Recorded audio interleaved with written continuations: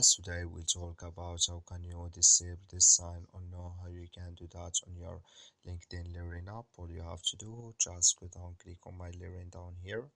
So then come to this list, and all you have to do, just click on your name.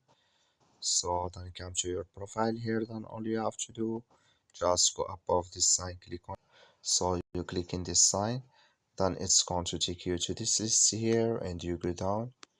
So then you click here on account settings.